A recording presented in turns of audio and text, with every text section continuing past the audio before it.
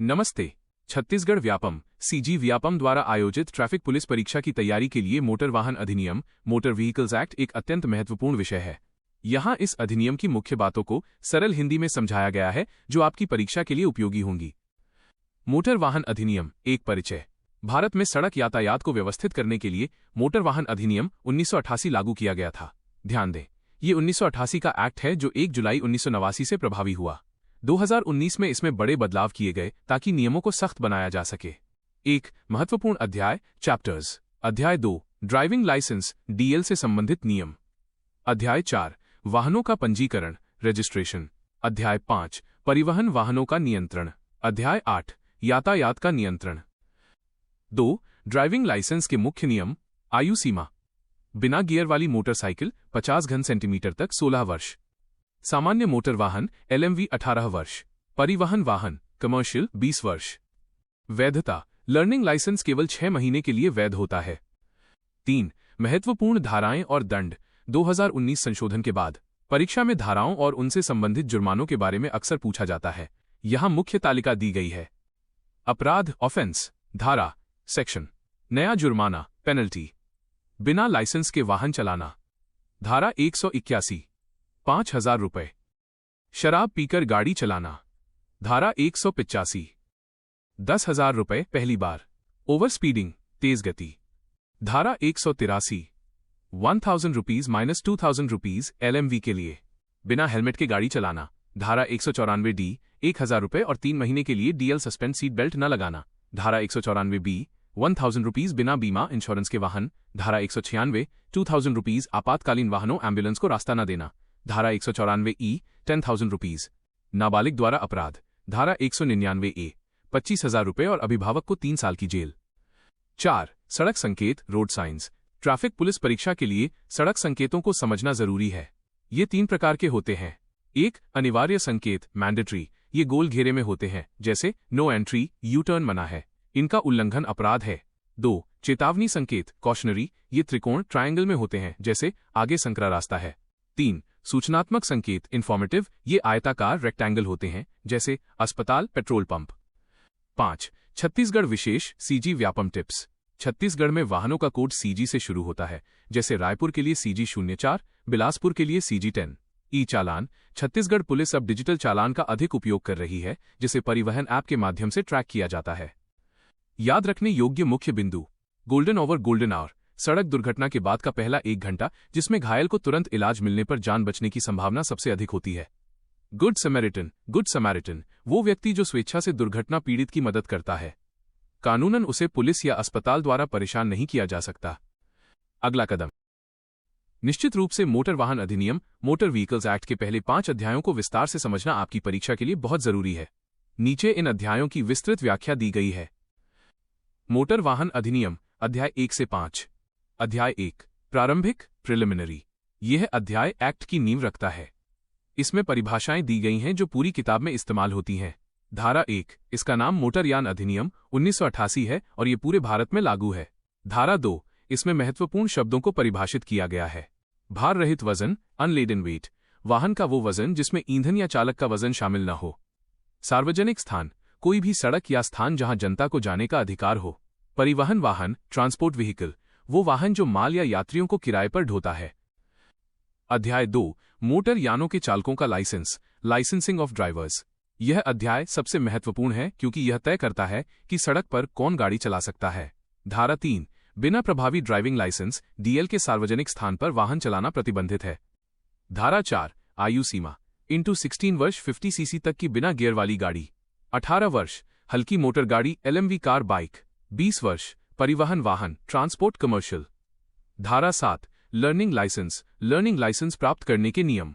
धारा 19 यदि कोई चालक नियमों का बार बार उल्लंघन करता है तो लाइसेंसिंग अथॉरिटी उसे अयोग्य घोषित कर सकती है या लाइसेंस रद्द कर सकती है। अध्याय 3 कंडक्टरों का लाइसेंसिंग ऑफ कंडक्टर्स। चूंकि ये ट्रैफिक पुलिस की परीक्षा है इसलिए कंडक्टरों के नियमों के बारे में भी पूछा जा सकता है। नियम स्टेज कैरेज जैसे सिटी बस में बिना कंडक्टर लाइसेंस के काम करना अपराध है। कंडक्टर के लिए भी चिकित्सा प्रमाण पत्र मेडिकल सर्टिफिकेट अनिवार्य होता है। अध्याय 4 मोटर यानों का पंजीकरण रजिस्ट्रेशन ऑफ व्हीकल्स। गाड़ी सड़क पर तभी आएगी जब उसका रजिस्ट्रेशन होगा। धारा 39, बिना रजिस्ट्रेशन के कोई भी वाहन सार्वजनिक स्थान पर नहीं चलाया जा सकता। धारा 40, वाहन का पंजीकरण उसी क्षेत्र के आरटीओ में होगा जहां मालिक रहता है या उसका व्यवसाय है। पंजीकरण की अवधि, निजी वाहनों प्राइवेट व्हीकल्स का रजिस्ट्रेशन 15 साल के लिए होता है, जिसे बाद में 5-5 साल के लिए रिन्यू कराया जा सकता है। अस्थायी पंजीकरण टेम्पररी आरसी, ये केवल 1 महीने के लिए वैध होता है। अध्याय 5, परिवहन वाहनों का नियंत्रण, कंट्रोल ऑफ ट्रांसपोर्ट व्हीकल्स। ये अध्याय बसों, ट्रकों और टैक्सियों कमर्शियल व्हीकल्स के लिए है। परमिट धारा 66 के तहत व्यावसायिक वाहनों को सड़क पर चलने के लिए विशेष परमिट की आवश्यकता होती है। राज्य परिवहन प्राधिकरण एसटीए, राज्यों में बसों के रूट और परमिट तय करने वाली सबसे बड़ी संस्था। फिटनेस सर्टिफिकेट, कमर्शियल वाहनों के लिए फिटनेस सर्टिफिकेट अनिवार्य है। बिना फिटनेस के रजिस्ट्रेशन अमान्य माना जाता है। विजुअल गाइड, नंबर प्लेट के रंग, रजिस्ट्रेशन की पहचान। सीजी व्यापम की परीक्षा में नंबर प्लेट से सवाल पूछे जा सकते हैं। प्लेट का रंग, अक्षर का रंग, वाहन का प्रकार, सफेद व्हाइट, काला निजी वाहन प्राइवेट व्हीकल, पीला येलो, काला कमर्शियल वाहन टैक्सी ट्रक, हरा ग्रीन, सफेद इलेक्ट्रिक वाहन ईवी, नीला ब्लू, सफेद विदेशी दूतावास के वाहन, काला ब्लैक, पीला rental car self drive. Chhattisgarh Vyapam CG Vyapam की ट्रैफिक पुलिस और परिवहन विभाग की परीक्षाओं में प्रश्नों का स्तर थोड़ा गहरा होता है। आपकी मांग के अनुसार यहां मोटर वाहन अधिनियम अध्याय 1-5 से संबंधित 10 महत्वपूर्ण वस्तुनिष्ठ प्रश्न, उनके सही उत्तर और विस्तृत व्याख्या दी गई है। प्रश्न 1, मोटर वाहन अधिनियम 1988 की धारा 2 के तहत हल्का मोटर वाहन लाइट मोटर व्हीकल -LMV किसे माना जाता है? OA, जिसका सकल भार 5000 किलोग्राम से अधिक न हो। OB, जिसका सकल भार 7500 किलोग्राम से अधिक न हो।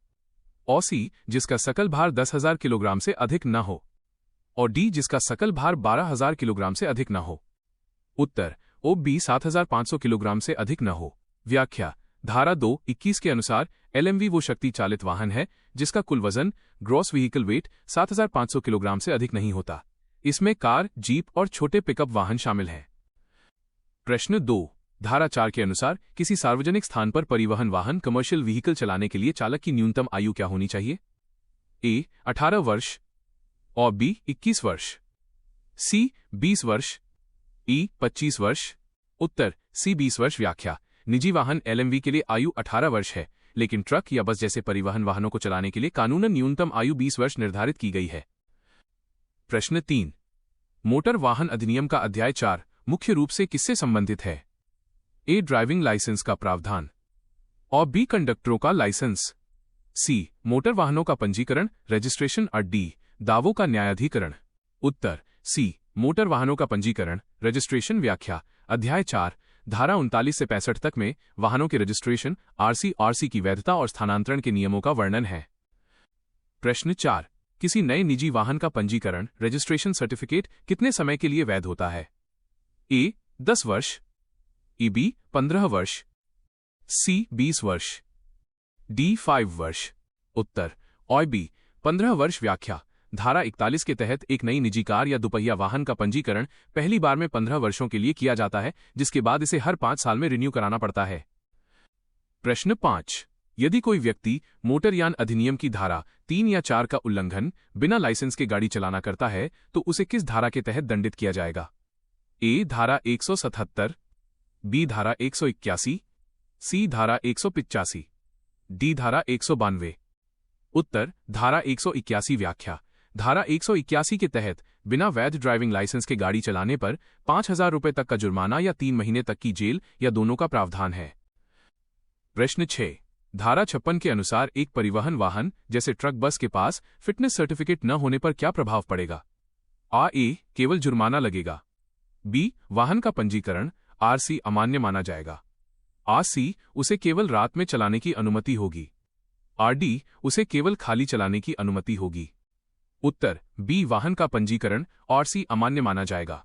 व्याख्या, कानून की दृष्टि में यदि किसी कमर्शियल वाहन का फिटनेस सर्टिफिकेट एक्सपायर हो गया है तो उस वाहन का रजिस्ट्रेशन भी स्वतः ही अवैध मान लिया जाता है।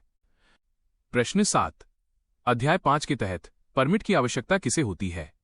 A सभी दुपहिया वाहनों को, और B केवल सरकारी वाहनों को, C केवल परिवहन वाहनों कमर्शियल व्हीकल्स को, और D केवल उन वाहनों को जो दूसरे राज्य से आते हैं। उत्तर सी, केवल परिवहन वाहनों, कमर्शियल व्हीकल्स को। व्याख्या: धारा 66 के तहत किसी भी वाहन का उपयोग अगर माल या यात्रियों को किराए पर ढोने के लिए किया जा रहा है तो उसके लिए परमिट लेना अनिवार्य है। निजी कारों को इसकी आवश्यकता नहीं होती। प्रश्न 8। गोल्डन आवर की परिभाषा अधिनियम की किस धारा में संशोधन के बाद दी गई है? ए धारा 2(12)(a) और बी धारा 134, सी धारा 161, डी धारा 2(1)(a)।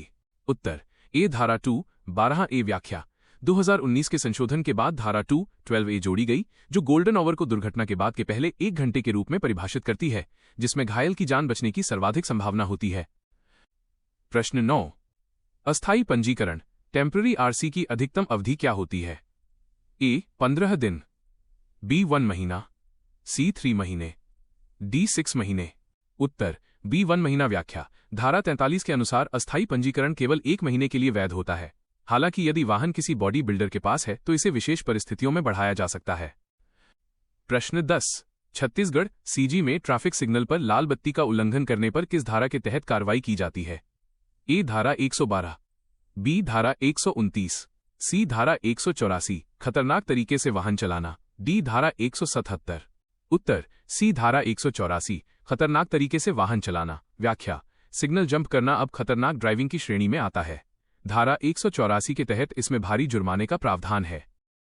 तो दोस्तों, यह थी मोटर वाहन अधिनियम 1988 और इसके महत्वपूर्ण एमसीक्यूएस की पूरी जानकारी, जो आपकी छत्तीसगढ़ परिवहन आरक्षक भर्ती 2026 की परीक्षा के लिए अत्यंत महत्वपूर्ण है। आशा है कि ये वीडियो आपकी तैयारी में मददगार साबित होगी। अगर आपको ये जानकारी अच्छी लगी हो तो इस वीडियो को लाइक करें और अपने उन दोस्तों के साथ शेयर करें जो सीजी व्यापम की तैयारी कर रहे हैं। छत्तीसगढ़ की सभी सरकारी भर्तियों की सबसे सटीक और तेज जानकारी पाने के लिए हमारे चैनल फ्लाइंग छत्तीसगढ़ को अभी सब्सक्राइब करें और बेल आइकन दबाना न भूलें ताकि कोई भी अपडेट आपसे मिस न हो। वीडियो को अंत तक देखने के लिए आपका बहुत बहुत धन्यवाद। मिलते हैं अगले वीडियो में, तब तक के लिए जय हिंद, जय छत्तीसगढ़।